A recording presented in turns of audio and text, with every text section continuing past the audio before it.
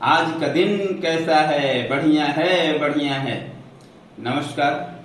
मेरा ये जो मिशन है 10 लाख परिवार में ये बात पहुंचाना है, तो आप मेरा वीडियो देख रहे हैं तो कम से कम आप अपने परिवार में ये चीज़ शुरू करें और आपके जो खास रिश्तेदार हों, आपके जो दोस्त हों, उनमें ये लाइन सुबह सुबह बोलवाना शुरू करें। मैजिक होता है, मैजिक मैंने बहुत सारे परिवार में सिखाया है।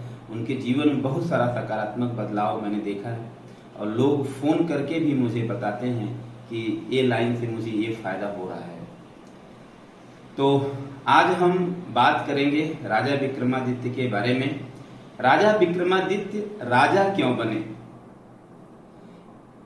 एक बार राजा विक्रमादित्य के दरबार में सब लोग बैठे हुए थे, राजसभा लगी हुई थी और राजा विक्रमादित्य के मन में ख्याल आया और उन्होंने सभा में सबसे पूछा कि मैंने पिछले जन्म में ऐसा क्या काम किया था जिससे मैं राजा बना। तो किसी को ये बात समझ में नहीं आ रही थी। तो समझ में नहीं आ रही थी तो लोग धीरे धीरे वहां से निकलना शुरू कर दिए। तो धीरे धीरे सब खाली हो गया। लास्ट में एक बुजुर्ग वहां पे बैठा हुआ मिला। तो बुजुर्ग बैठा था तो राजा विक्रमादित्य ने उनसे पूछा कि क्या आपको पता है कि मैं राजा क्यों बना? तो बुजुर्ग ने कहा कि मुझे तो पता नहीं है, लेकिन मैं ये पता आपको बता सकता हूं कि कहाँ जाने पर आपको वहां पे जो इंसान मिलेगा वो आपको बता देगा कि आप पिछले जन्म में क्या ऐसा काम किए थे। तो बोला कि कहाँ पे? राजा विक्रमादित्य ने बोला कहाँ पे है वो इंसान? तो उन्होंने बोला कि आप कृष्ण वन में जाओ, कृष्ण वन में जाओ, वहां पे एक संत हैं जो साधना करते हैं, तपस्या कर रहे हैं, वो आपको बता देंगे कि आप पिछले जन्म में क्या ऐसा काम किए थे जिससे आप राजा बने। तो राजा विक्रमादित्य घोड़ा लिए और चल दिए। जब वहां पे कृष्ण वन में पहुंचे तो वो जो संत थे वो साधना में लगे हुए थे। तो राजा जी ने उनसे जगाया और उनसे पूछा कि भाई महाराज जी, मैंने ऐसा क्या पिछले जन्म में कर्म किया था जिससे मैं राजा बना? तो संत ने बोला कि मैं भी नहीं बता सकता हूँ, आप यहाँ से चले जाओ छत्तीसगढ़ राज्य में, वहाँ पे जो किला है उसके पास, उसके सामने जो घर है वहाँ पे एक लड़का जो है, छोटा सा लड़का है, वो मरा पड़ा हुआ है। वो आपको बता देगा कि पिछले जन्म में आपने क्या ऐसा काम किया था कि आप राजा बने। और संत ने बोला कि आप तुरंत जाओ, नहीं तो उस लड़के को वो लोग लेके जाने वाले हैं, उसकी जो अर्थी उठाने वाले हैं। तो राजा जी फिर घोड़ा बढ़ाए और जल्दी से जल्दी वहाँ पहुँचे। जब वहाँ पहुँचे तो उस लड़के को उठाने की तैयारी चल रही थी।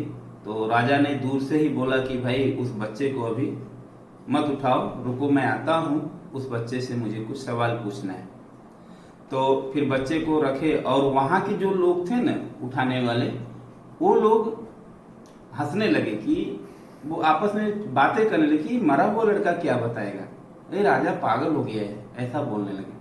फिर राजा जैसे ही आए घोड़ा से उतरे और उन्होंने बच्चे से पूछा कि क्या आप बता सकते हो कि मैंने पिछले जन्म में ऐसा क्या काम किया था जिससे मैं राजा बना?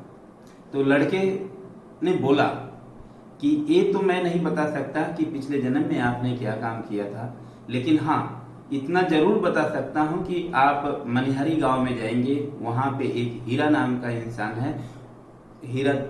इंसान है जो धोबी कास्ट का है, उसकी वाइफ आपको जरूर बता देगी कि आप पिछले जन्म में ऐसा क्या काम किए थे। तो फिर उन्होंने अपना घोड़ा बढ़ाया और वहाँ पहुँच गए मनिहारी गांव में। मनिहारी गांव में पहुँचते हैं तो वो लेडीज इनको देखती है तो समझ जाती है और इनको बोलती है कि आप बैठो। तो ये बैठे। फिर इन्होंने वो पूछा उनसे कि मैंने ऐसा क्या काम किया था जिससे पिछले जन्म में मैंने ऐसा क्या काम किया था जिससे मैं राजा बना? तो उन्होंने बोला कि पहले आप नाश्ता करो और फिर मैं आपको बताती हूँ। तो इन्होंने जो है राजा ने सोचा कि अब भाई नाश्ता तो करना पड़ेगा, नाश्ता नहीं करेंगे तो शायद ये ना बताए। क्योंकि ये मतलब उतने, अब ये राजा जो गांव का एक सिंपल सा गरीब सा आदमी, तो राजा ने अपना चुपचाप नाश्ता किया।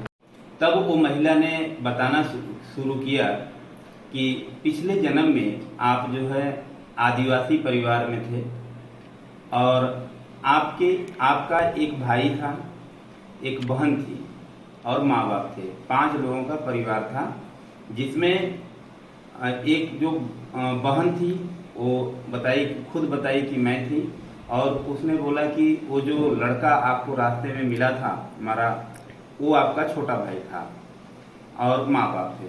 मतलब ये टोटल 5 लोग थे। तो सब कुछ ठीक ठाक चल रहा था, माता पिता आपको बहुत प्यार करते थे। और एक बार क्या हुआ कि अकाल पड़ा। अकाल जब पड़ा तो खाने को नहीं मिल रहा था, तो कई दिन से लोग भूखे प्यासे थे। तो माता ने कहीं से जो है अनाज मांग के लाई। तो अनाज मांग के लाया उन्होंने, तो उसका रोटी बनाया तो रोटी को 5 भाग में किया, 5 भाग किया और सबको खाने को दिया। सब लोग खाना खाने ही वाले थे, तब तक एक भिखारी आया, और भिखारी बोला कि उसी में से थोड़ा थोड़ा मुझे भी दे दो। तो जो पिताजी थे वो उसको फटकारने लगे, डांटने लगे और भगाने लगे। तब भी वो नहीं माना, वो खड़ा ही था। तो उसने बोली कि माँ ने उसको बहुत गाली दिया, बहुत झिझकारा, बहुत लताड़ा, बहुत कुछ बोला।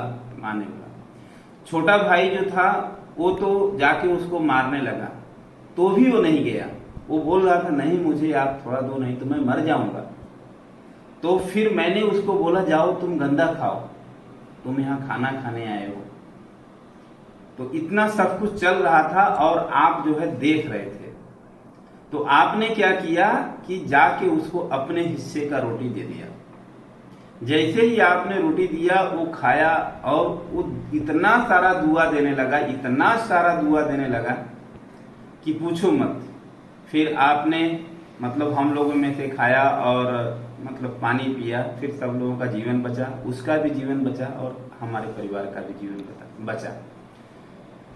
तो उसने बोला कि उसी का जो आपने जो एक निवाला उसको खिलाया था ना, उसी का कारण था कि आप राजा बने।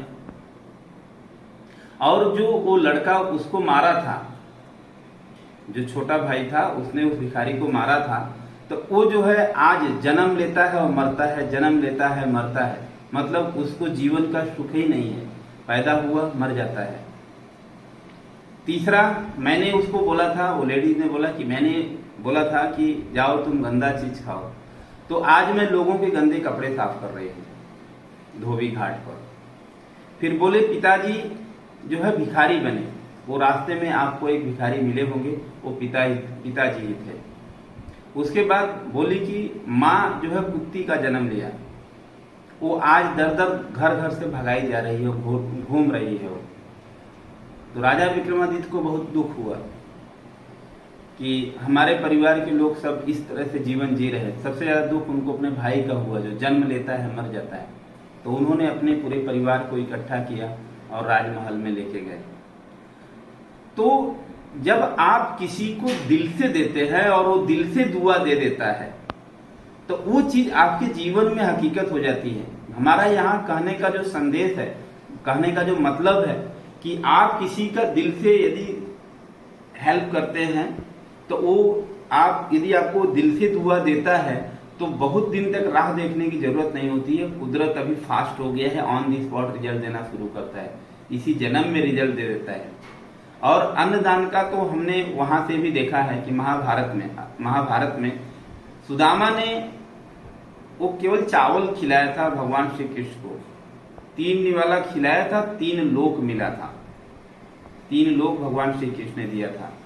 तो आप किसी का आप आज जो भी हो, इस जन्म में जो भी हो, पिछले जन्म का कुछ न कुछ कर्म रहते हैं। यदि आप अच्छे परिवार में हो तो आपने कुछ अच्छा किया था जिसके कारण आज आप अच्छे परिवार में हो। यदि आपके लाइफ में प्रॉब्लम ज्यादा चल रहा है तो आपने पिछले जन्म में कुछ बुरा ऐसा किया था, जाने अनजाने में कुछ ऐसा किया था जिसके कारण आज आप वो दिन देख रहे हो। तो ठीक है, एक कहानी से हमको एक सीखने को मिल रहा है कि आज से हम अच्छा शुरू करते हैं तो आने वाला जो कल होगा वो हमारा सुनहरा होगा, वो हमारा अच्छा होगा। तो मेरा ये वीडियो यदि आपको अच्छा लगा, यदि आपके लाइफ में थोड़ा बहुत बदलाव महसूस हो रहा हो मेरे वीडियो को देख करके, तो कमेंट जरूर करें और ज़्यादा से ज़्यादा लोगों तक शेयर करें। और मेरा एक मिशन है कि यदि आपके लाइफ में कोई भी टेंशन आए, तनाव आए ना, तो मेरी कुछ बातों से आपकी तनाव कम हो जाए, बस यही रहता है। और जैसे ही आप तनाव मुक्त होंगे आपके जीवन में सकारात्मक बदलाव स्टार्ट हो जाएगा। तो चलिए, सबको नमस्ते, जय श्री कृष्णा।